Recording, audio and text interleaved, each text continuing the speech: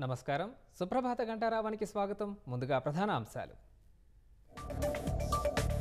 రాజీవ్ ఇందిరా సాగర్ల రీడిజైన్లతో 20,000 కోట్ల నష్టం. భారత సహాయంలో నీటిపారుదల చిన్నాభిన్నమైందన్న ఉత్తమ్.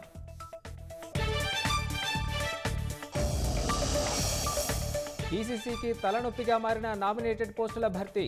నేతల పలు ఫిర్యాదులతో మార్పులు చేయాలని యోచన.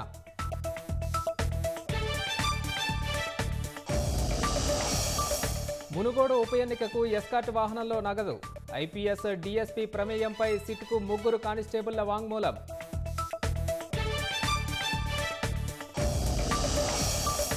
మొబైల్ ల్యాండ్ ఫోన్ నంబర్లకు ఛార్జీలు వసూలు చేసే యోచన. నేషనల్ నంబరింగ్ ప్లాన్ పేరిట అభిప్రాయాన్ని కోరిన ట్రాయ్.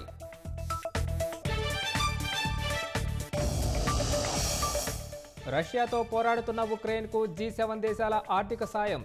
స్తంభింపజేసిన ఆస్తుల నుంచి 4.17 లక్షల కోట్ల రుణానికి నిర్ణయం.